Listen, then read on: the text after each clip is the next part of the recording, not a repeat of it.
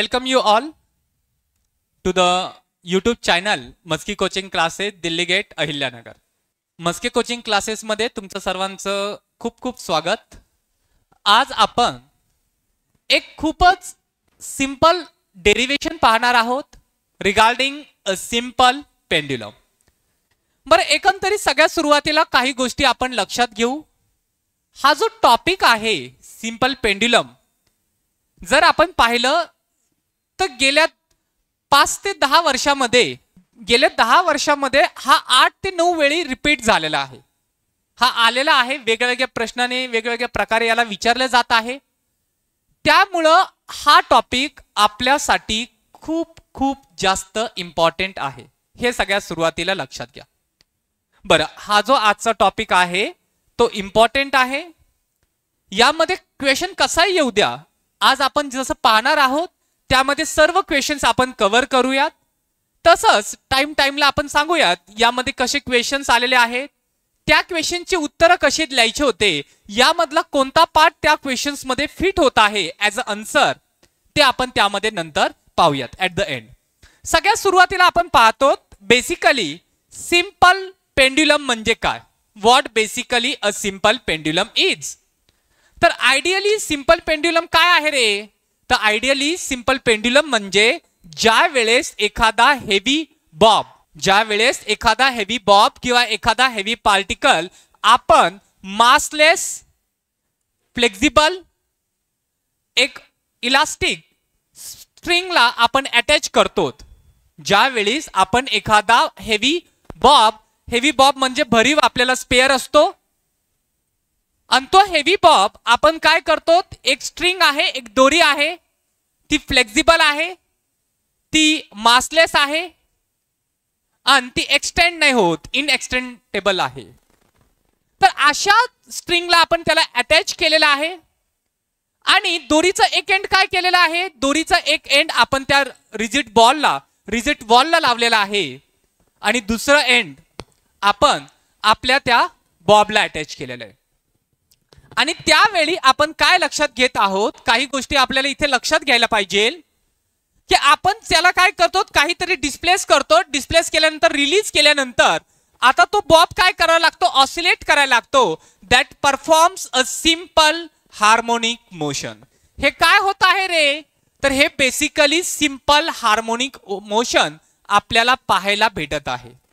मग एक तर गोष्ट लक्षात आली असेल, बेसिकली आपल्याला हे सिंपल पेंड्युलम, आयडियली जर सिंपल पेंड्युलम पाहायचं असेल तर आयडियली सिंपल पेंड्युलम काय रे, तर ज्या वेळेस एखादा हेवी पार्टिकल किंवा हेवी बॉब आपण स्ट्रिंगच्या एका एंडला अटॅच करतो, आणि स्ट्रिंगचा दुसरा एंड आपण एक रिजिड सपोर्ट म्हणजे न हलणारा असा सपोर्ट, जो की फिक्स असतो, जो आपल्याला काय होत नाही, हलत नाही, काय नाही, रिजिड आहे, एका जागेवर स्थिर आहे, त्याला रिजिड सपोर्ट असं म्हणतात. आणि ही जी दोरी आपण कन्सिडर करतो ना, तर ती दोरी मासलेस आहे, फ्लेक्झिबल आहे, आणि नॉन इलास्टिक आहे. अशा दोरीला आपण तिथं कन्सिडर केलेलं आहे. आणि मग त्याला काय करतो, त्याला आपण लिनियरली त्याला डिस्प्लेस करतो, आणि आपल्याला इथे पाहायला भेटतं that will be the particle performing a simple harmonic motion. बरं, सिंपल हार्मोनिक मोशनचा काय प्रकार आहे रे, a to and fro motion along the same path, a periodic motion in which particle moves to and fro direction, called as simple harmonic motion. बरं, या simple harmonic मोशनला आपण काय कन्सिडर करत आहोत, डायग्रामॅटिकली इथे लक्षात घेत आहोत. तर यामध्ये आपण डायग्रामॅटिकली समजून घेत आहोत. पहा, हा माझा पहिला जो आहे ना, हा रिजिड सपोर्ट आहे. रिजिड सपोर्ट म्हणजे बेसिकली काय रे, आपला जो फॅन आहे ना समजा, तर फॅन कशाला लावलेला आहे, एक रिजिड सपोर्टला. तो सपोर्ट हलतोय का, जर तो रिजिड नसता तर आपला फॅननी इथं झोका खेळला असता मस्तपैकी, इकडे फिरतोय तिकडे फिरतोय विचित्र सारखा. पण तो रिजिड आहे, तो सपोर्ट आपल्याला रिजिड आहे, न हलणारा आहे, फिक्स पोझिशन आहे, आणि तो रिजिड सपोर्ट आहे, तो आपण कन्सिडर केला, दिस इज आवर रिजिड सपोर्ट. ही आपण स्ट्रिंग घेतलेली, ही जी तुम्ही पाहतात ही दोरी आहे, आणि ही जी दोरी आहे एक बॉबला, हे जे रेड मध्ये पाहतात ना तुम्ही, हा रेड मध्ये आपला बॉब आहे, ठीक आहे, एक बॉब आपण कन्सिडर केलेला आहे, ज्याचं मास काय रे, तर त्याचं मास m आहे. आणि हा जो बॉब आहे ना, ह्या बॉबवर आपल्याला काय झालेलं आहे, दोन फोर्सेस ऍक्ट होतात. There are two forces which is acting on the bob. आपल्या बॉबवर दोन प्रकारचे फोर्सेस इथे ऍक्ट होतात. पहिला फोर्स आहे तो टेन्शन फोर्स आहे. पहिला जो फोर्स आहे तो टेन्शनल फोर्स आहे, टेन्शन फोर्स आहे, which is directed towards the rigid support and along the string. पहिला जो फोर्स आहे तो आपला टेन्शन फोर्स आहे, टेन्शनल फोर्स आहे, जो की अलॉंग द स्ट्रिंग असतो and directed towards a rigid support. म्हणजेच ही जी स्ट्रिंग आहे या स्ट्रिंगच्या अलॉंग असतो, स्ट्रिंगच्या डायरेक्शन मध्ये असतो आणि आपल्या रिजिड सपोर्टच्या डायरेक्शनला असतो. That will be the along the string and directed towards rigid support. त्याला टेन्शनल फोर्स म्हणतो, त्याला टी डॅश म्हणूयात. T dash is a tension force. बरं, दुसरा जो फोर्स आहे तो आहे ग्रॅव्हिटेशनल फोर्स. आणि ग्रॅव्हिटेशनल फोर्स कुठे असतो रे? Yes, vertically downward, vertically downward direction. आपला जो ग्रॅव्हिटेशनल फोर्स आहे जो व्हर्टिकली डाऊनवर्ड डायरेक्शनला असतो, that will be our which force is that? Gravitational force, mg. मला एक सांगा, एक टेन्शनल फोर्स इकडे आहे आणि आपला ग्रॅव्हिटेशनल फोर्स व्हर्टिकली डाऊनवर्ड आहे. आपल्याला याला काय करावं लागेल? याला रिझॉल्व करावं लागेल. काय करावं लागेल? रिझॉल्व करावं लागेल. रिझॉल्व करणं म्हणजेच काय करावं लागेल? स्प्लिट करावं लागेल. स्प्लिट करणंच म्हणजे काय करावं लागेल? डिवाइड करावं लागेल.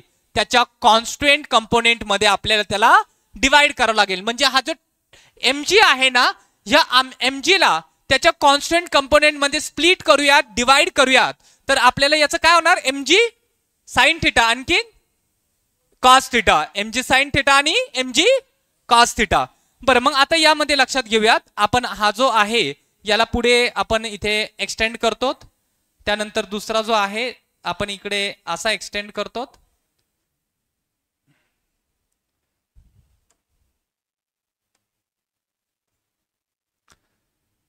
मला एक सांगा, हा जर थिटा आहे तर हा थिटा असेल. हा जो थिटा आहे तर हा एक थिटा आहे आणि यामध्ये दिस डायरेक्शन आणि याला पण एक्सटेरियर इंटेरियर अँगल प्रॉपर्टी आपण याला पाहू शकतो. तर आता याला काय केलं आपण? याला इथे आपण रिझॉल्व करत आहोत. काय करत आहोत? रिझॉल्व करत आहोत. तर रिझॉल्व करताना आपण याला एक्सटेंड केलेला आहे. This is called as a theta. मला एक सांगा, दॅट विल बी द, आपण थिटा इथे पाहिलेला आहे आणि हा अँगल आपला थिटा आहे, इथे आपल्याला लक्षात येत आहे. तर इथे आपण याला जे mg याच्यामध्ये बॅलन्स करत आहे, तर ही डायरेक्शनला काय असेल? mg साइन थिटा असेल की कॉस असेल? यस, कॉस थिटा असेल. का असेल कॉस? कारण की कॉस थिटा म्हणजे काय रे? What basically a cos theta is? That will be the adjacent by hypotenuse. Cos theta म्हणजे काय? Adjacent by hypotenuse. इकडे लक्षात घ्या, ऍडजेसेंट साइड कोणती आहे? ही आहे. आणि हायपोटेन्युअस कोणती आहे? ही आहे. That is adjacent by hypotenuse. आपल्याला ह्या दोघांचं नॉलेज आहे, म्हणून आपण इकडे काय करतो? That will be the mg cos theta. दुसरा कोणता राहिलाय रे? mg sine theta. इकडच्या बाजूला काय येणार मग? mg sine theta. दोन भाऊ आहेत, एक राम आहे आणि एक श्याम आहे. आपल्याला लक्षात आलं हा राम आहे, तर दुसरा कोण असेल? श्याम. No doubt. याच्यामध्ये काय डाऊट आहे का? ए श्याम, घनश्याम. एक राम आहे, एक श्याम आहे. एक लक्षात आलं राम आहे, दुसरा कोण असेल? ए घनश्याम नाही रे, श्याम आहे तो. That will be the Shyam. तर यामध्ये काय आहे? तसंच आपलं हे आहे. इथे आपण काय करतो? इथे आपण रिझॉल्व करतो. रिझॉल्युशन म्हणजे स्प्लिट करत आहोत, डिवाइड करत आहोत त्याच्या कॉन्स्टंट कंपोनेंट मध्ये. आपल्या याच्या कॉन्स्टंट कंपोनेंट मध्ये आपण काय करतो? त्या कंपोनेंटला आपण डिवाइड करत आहोत. तर मग आता यामध्ये काय लक्षात घेत आहोत आपण? दॅट विल बी द, इकडे काय आहे? This is mg cos theta, हा mg साइन थिटा. बरं, आता हा जो टी आहे याला हा बॅलन्स करेल, हा एकाने एकाला कॅन्सल आउट होतील. बरं, हा जो आहे mg साइन थिटा, हा mg साइन थिटा कुणाला बॅलन्स करत आहे रे? आता एक फोर्स असतो पहा. मला एक फोर्सचं नाव सांगा जो की काय असतो? That will be the always try to pull towards, always directed towards the mean position in a simple harmonic motion. Restoring force. That is called as a restoring force. आपला रिस्टोरिंग फोर्स असतो की आपल्याला काय असतो? त्या पार्टिकलवर एक restoring force act झालेला असतो, जो की त्या पार्टिकलला नेहमी सेंटरला परत आणण्याचा प्रयत्न करत असतो, तर आपल्याला काय केलेलं आहे इथे एफ हा आपला रिस्टोरिंग फोर्स आहे, तर mg साइन थीटा बॅलन्स होत आहे रिस्टोरिंग फोर्सला. That will be the mg sin theta. Consider a particle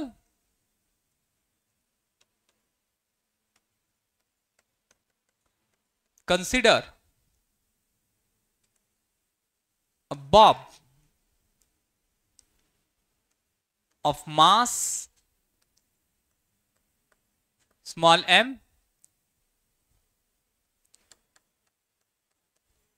performing simple harmonic motion. Performing simple harmonic motion. That will be the mg resolved. आपण काय करत आहोत, mg ला रिझॉल्व करत आहोत. Second point, mg resolved into mg sin theta and mg cos theta.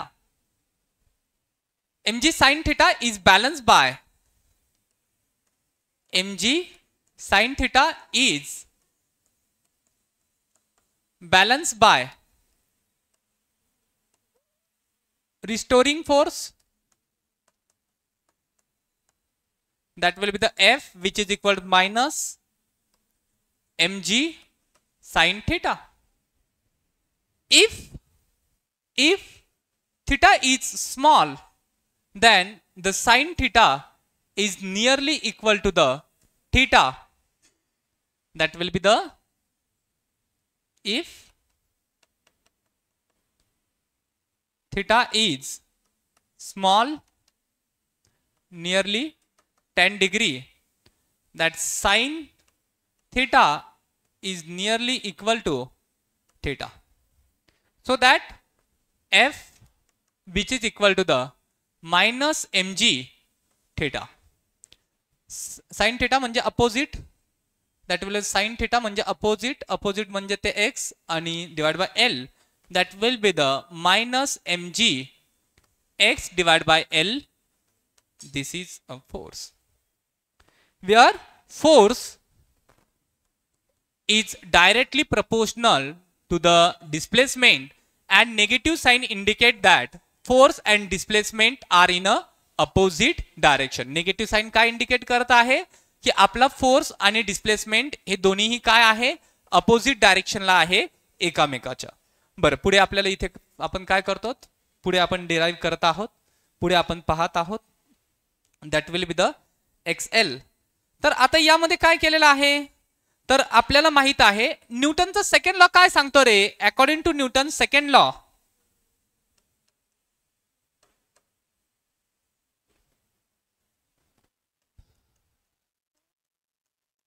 according Newton second laws of motion.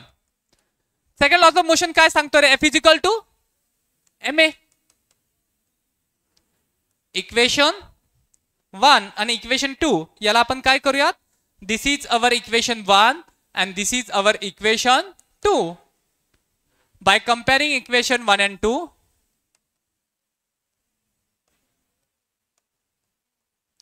by comparing equation 1 and 2, ह्या दोन्ही इक्वेशनला काय करत आहोत आपण, दोन्ही इक्वेशनला आपण कंपेअर करत आहोत. and while we are comparing equation 1 and 2, ह्या दोन्ही इक्वेशनला कंपेअर करतो. मला एक सांगा, ह्या दोघांचं लेफ्ट हँड साइड कसं आहे, सेम आहे. राइट हँड साइडला काय करणार, equate.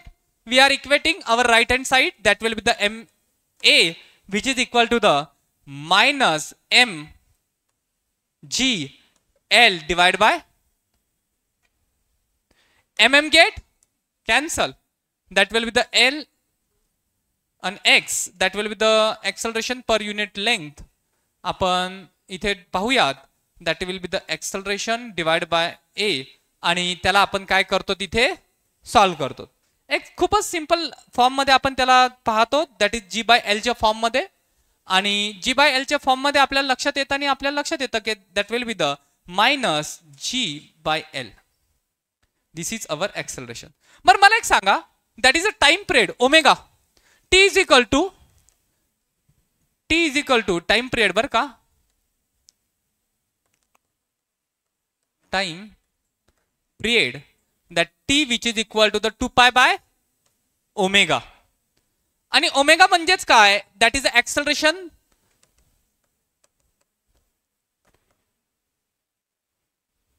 that will be the acceleration per unit displacement. Acceleration per unit displacement. बरं आता इथे काय करतो आपण, that will be the acceleration per unit displacement. आपण इथे पाहत आहोत एक्सेलरेशन पर युनिट डिस्प्लेसमेंट मध्ये आपण काय केलंय,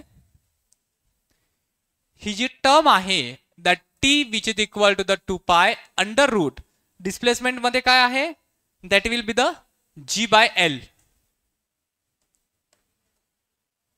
that will be the g by L. आता याला रेसिप्रोकल घेणार आपण, t which is equal to the 2 pi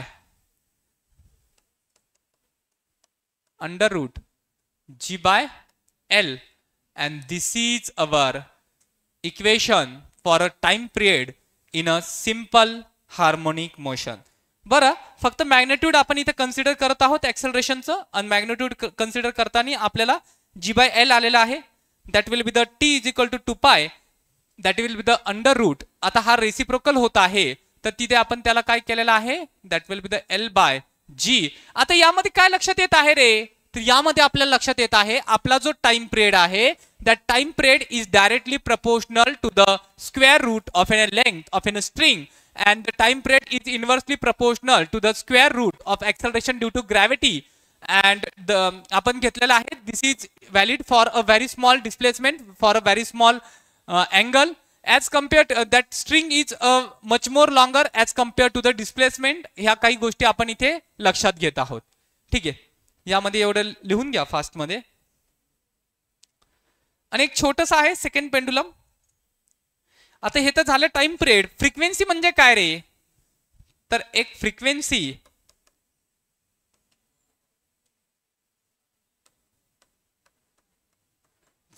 of simple pendulum.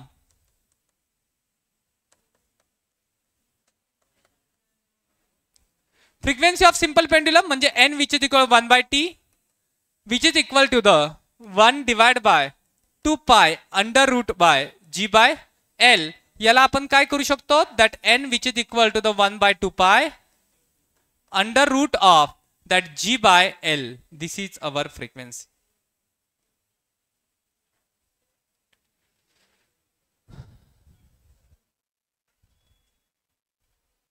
आणि एक छोटासा एक आणखीन आपला एक पॉइंट आहे, त्यामध्ये आपण सेकंड पेंडुलम पाहत आहोत. हे झाल्यानंतर आपला जो आहे ना कंटिन्यू मध्ये एक लगेच पॉइंट आहे, that is our second pendulum.